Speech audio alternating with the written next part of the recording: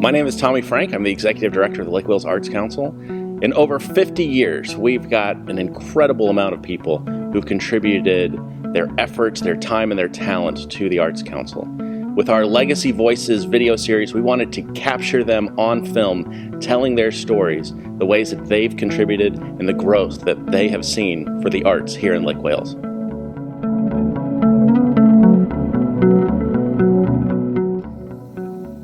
My name is Milford Myhre, and I was at the Bach Singing Tower as the carillioner for 36 plus years. How did you become involved with the founding of the Arts Council? And I happened to arrive at Bach Tower at the time they were doing a lot of renovating, and there was a lot of townspeople involved in the renovation, plus a lot of professionals. And Mrs. Nellie Lee Bach, who was Edward Bach's daughter-in-law, encouraged me to get involved in the community if I have the least amount of interest. I mean, not all people are interested in coming to small towns and getting involved in the community, and they have their job just outside, you know. And so I come from a small town, grew up in a very small town in Nebraska, and it was no problem. And I'm interested in people, so it was always, it was a natural thing to do, plus the fact that I'm intensely interested in music and the arts, and to come to a small town where they didn't have much going on, they did. As a matter of fact, they had an amazing amount in Lake Wales, even at that time. But I always wanted more. And so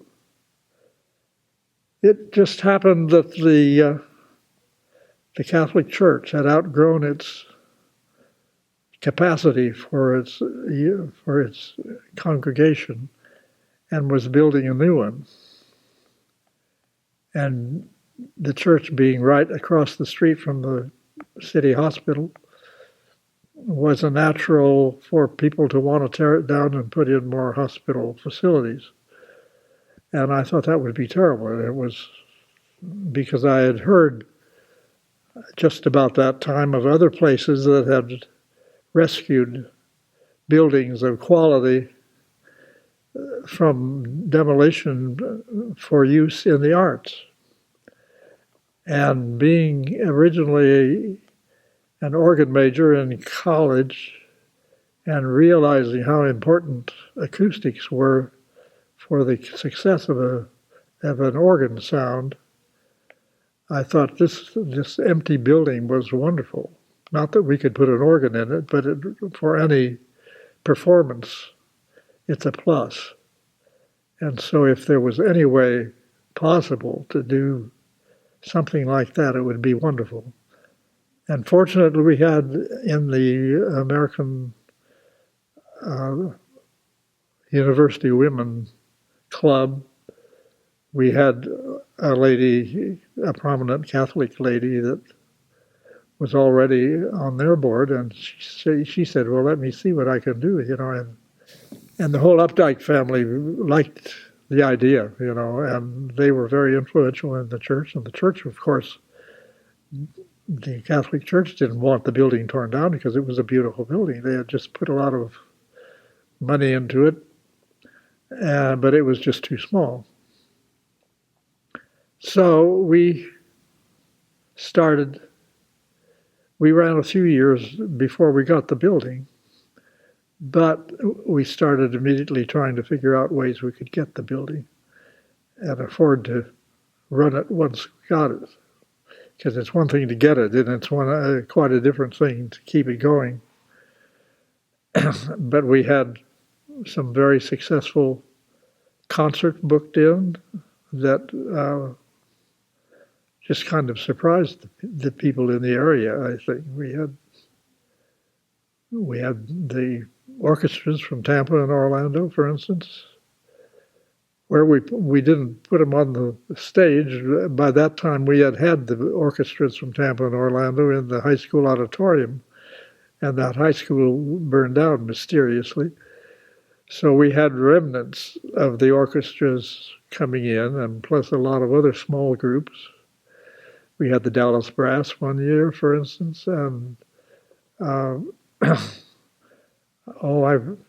can't remember the names of the groups, but we had the New York medieval players. I forget the name of the group right now, but it was a big hit on Broadway and in New York City, that is, and doing a resurrection of early music from the 12th and 13th century. And that surprised people in town, and that went over quite well, and so a number of different things. So that's how it all got underway.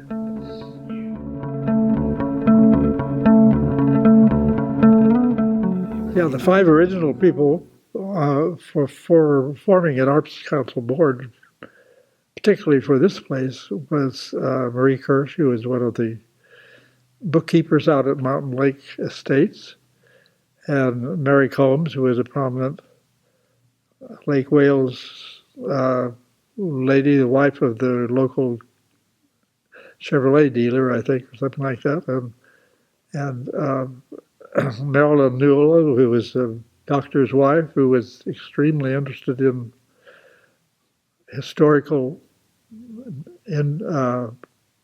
buildings of all kinds, and of course, Mike Cruz, who was a young lawyer who was so efficient and a mover and shaker that if you got him on the board, you were considered extremely lucky, because he could, in his law firm, he could keep 2 secretaries busy all the time, which was unheard of at that time. And so he'd also been president of the choir at the University of Florida, and his wife, an outstanding soprano, and they were good friends of the director of the choir at Gainesville, so that helped us a lot and got us off on the right foot, And so it was really quite astounding. Lake Wales Chorale was started just a little bit before we got this building. And when Mike and Jane Cruz came to Lake Wales for new employment, they wanted desperately to have a choir, and so Mike started it and wanted to do the Messiah. And he did Messiah with the Lake Wales band in the pit rather than an orchestra. And they had no trouble interesting me to be part of the choir. But then Mike realized he was too busy to run this on a regular basis, so would I be interested? Well, I was foolish enough. No, it's not foolish at all, but it's just my nature, that I was very interested to take it over and see what we could do. And ended up staying with them for over 30 years. So, but we did all kinds of work, and that was kind of a nucleus ensemble of people interested in the arts that worked equally well almost for getting this building for an arts center, because everybody realized we needed a center. Another big factor was the American Association of University Women chapter that was in Lake Wales had run an art show prior to acquiring this church, and they needed a facility like this to help them get that organized, although the show itself was usually outdoors on the lakefront. But we subsequently had student shows in the Art Center, and so it was just, it was fortunate that we had, little by little, the entire community got involved. And at one point, the Arts Chorale, the Lake Wales Chorale, I had a good friend who was a Belgian composer, and an equally good friend, the wife of the local Presbyterian minister, Miriam Huffman Rockness, who got interested in things religious, of course, and we did a cantata composed in English by this Belgian composer, who was his first effort to try and set something in English to music. And so what resulted was a work called The Lamb of Light, which was for chorus and narrator and small ensemble of instruments, mainly from the picked out of the band, the best players and so forth. And that turned out to be extreme. Oh, and we had just gotten a new organ at the Presbyterian Church at that time.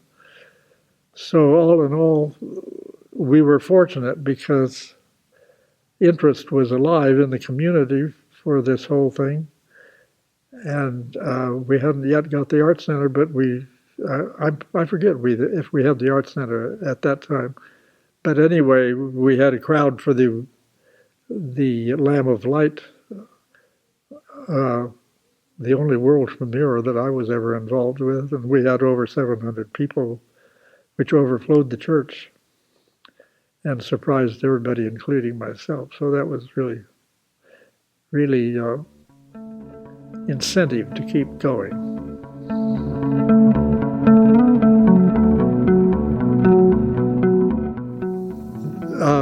Pinewood House, at that time, it was called what? I can't remember you.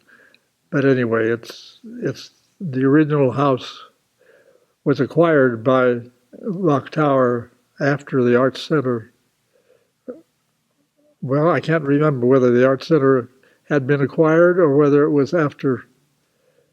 But we had concerts at Pinewood as part of Bach Tower.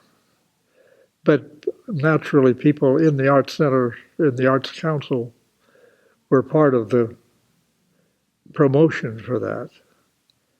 And even the Arts Council, before we had the Arts Center to give concerts in, we had always a problem of where to go to present the concerts because we didn't have a home.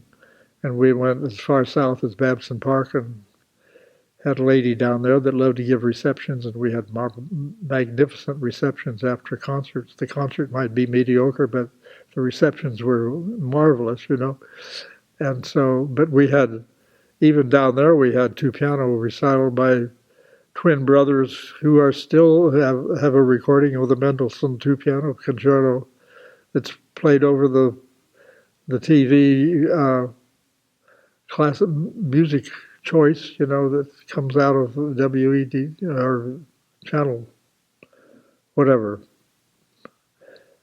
But anyway, we got outstanding people that made a difference. But the Pinewood series had outstanding people and was sort of co-sponsored by the Arts Center. But at that time, all the concerts were free out there. Once you paid the small admission to get in, there was no extra charge for this and that. And it was quite different than it is now. And so that was just a plus. And I also had carillon festivals each year featuring artists from around the world, around the country and around the world. And we would use those as a vehicle to get people to come to the tower, and then we would have an extra concert, free for those who could stay around to hear it and so forth. And it became very popular, yeah. I learned to play the carillon totally by accident. When I was a child, growing up in Nebraska, I had an aunt who had developed cancer and went to the Mayo Clinic. And she used to comment, when she came back, how relieving and wonderful it was to hear the carillon up there play hymns at the end of the day. And there they had the hotels near the clinic with the windows open and so forth, and that gave her great relief. So I heard the word carillon, and then I saw pictures of Bach Tower in National Geographic which was featuring other carillons and even advertising. I remember one National Geographic that I've lost from the 20s. It was right after Bok Tower was dedicated, and the tourist division of the state of Florida had an ad in National Geographic which said, "Come and visit Florida." And they had pictures with no words of Bok Tower and a cabana on the beach. That's all they had in the ad. That's all they needed because it was so widely advertised, you know. So I saw the carillon as a child, but when I got to the university in Lincoln, I was an organ major, and the university professor of organ was also the organist of a church in Lincoln that had the only carillon and the biggest organ, huge organ, in town. And he used to have his class come to master classes, to repertory classes once a week out at this big organ, so we could hear the organ, the repertory of the organ world. And after I'd been there the first semester, I was approached by a senior named Ronald Barnes, who turned out to be an outstanding carillonneur.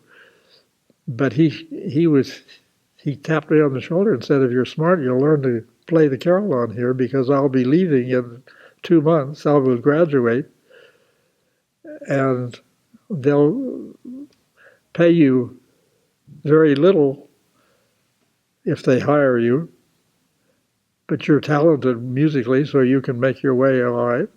So, but they pay you about $100 a year, but they give you a key to the church, and you can come into the church and use the organ anytime you want. And so you have access to the organ like no other student in the school.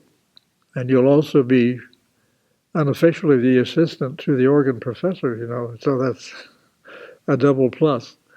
So I did that and was there for 3 years, and then got drafted. I thought the carillon was a thing of the past. But then before I got drafted, I went to the Carillon Congress. They had meetings once a year and at different carillons around the country. And this was at Chicago and Culver, Indiana. And I played the advancement recital at Culver, Indiana, and liked the carillon and got in, and always remembered that event, you know. And then I was drafted and ended up in Europe and took a discharge in Europe and studied at Mechlin, which was the only existing carillon school at the time. I studied 1 summer there as the only student. You know, it was right after World War II. I go back a long way. And so I had that in the back of my mind. And then I went to the University of Michigan to do graduate work. And there was a carillon there, an outstanding carillonneur. And the summer I was at Michigan at summer school, my roommate, who worked in the office of the Michigan music department, said, "There's an opening at Culver. They're desperate to find somebody." It was already August. And so I went down there to investigate and thought I would stay there a year or two, and ended up staying there 10 years. So that was, and got to build up that carillon. And that was how I got into the carillon. And that led to the formation of the World Carillon Federation, of which I was secretary for 10 years and then president for 10 years. Yeah. So it grows. It grows.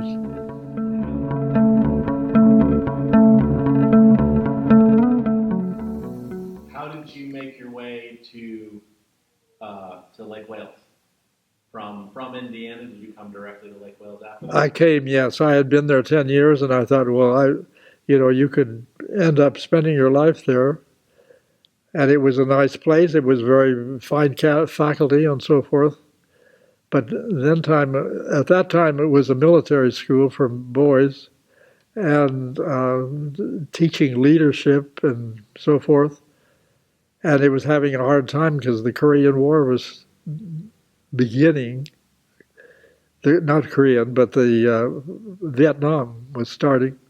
And so they were losing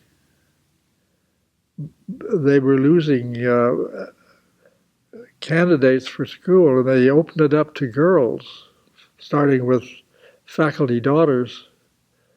And then they had just started the faculty daughters, and I'd been there 10 years, and I thought, well, I should probably move on. At the same time, Anton Brees died without notice before Easter, and Nellie Liebach, who was my first director at Bach Tower,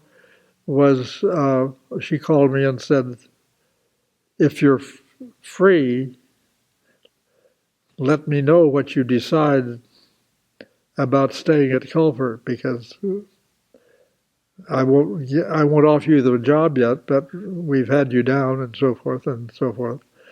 And so it turned out that's how I made the decision. I quit the job and ended up getting this job several months later. So,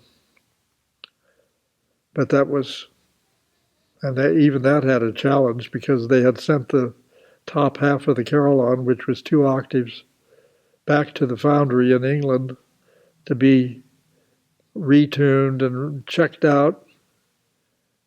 And when I arrived, I had the lower 2 octaves to use, for which you have no music whatsoever. So I had to find music or make it up for, I think they had me down in October, and I was, between October and December, I was playing a half a carillon, very low, very serious.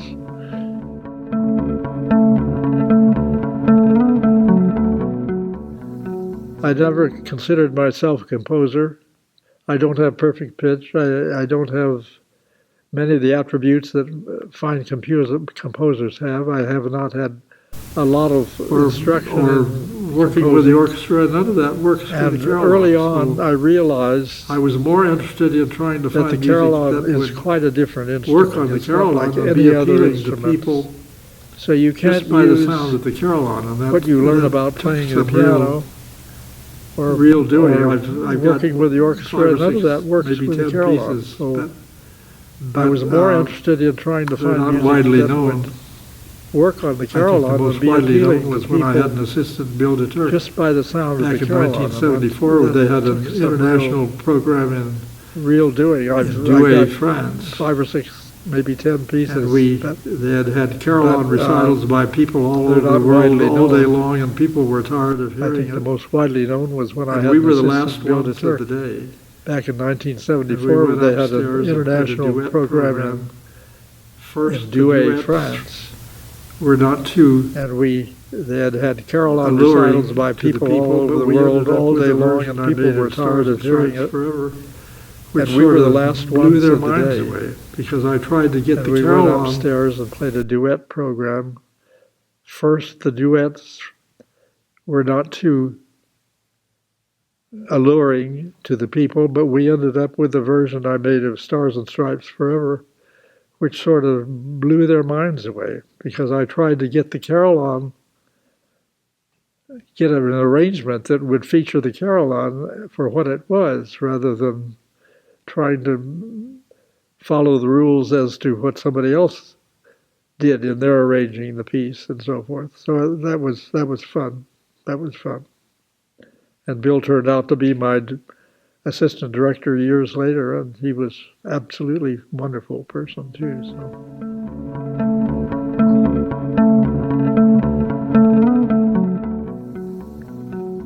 Well, the arts, to succeed in any community, I think, has to find a way to appeal to a broad audience. They're not just a certain kind of audience. And so in my own case, I like the fine arts, serious music, and so forth and so forth. But I really like all kinds of arts if it's well done, and I think that's the key to success. Do it well, and you'll get some adherents who are going to take note of it.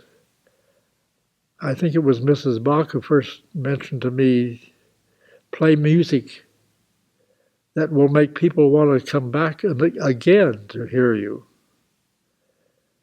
It isn't so much those that wait at the end of the program and want to congratulate you, but if they make the trip back sometime to hear you, you're on the right path, maybe. And I think that's a lot of the music young artists try to aspire to how fast and how loud they can play, and that can get pretty boring to a person who just loves music. And people, I heard recently, I had a documentary on Rachmaninoff, who is a marvelous composer that has had lasting popularity all his life and since his death even. And he said he had composed a group of songs, and he was asked why the last song, which turned out to be, what does he call it, vocalese for soprano and orchestra. And the person asked him why there were no words to it. And he said, it doesn't need any words. It tells the whole story right there. You don't need words. Music is a language of its own. I mean, and when you hear somebody like Renee Fleming sing with an orchestra, it just blows you away. I mean, it's just astounding. And he's absolutely right. So I think you treat music as a language, and you try to treat acquiring an audience, you try to find a way to connect with people, and the more you have all kinds of people, the more broadly you can connect, why the better it's going to be for you, you know.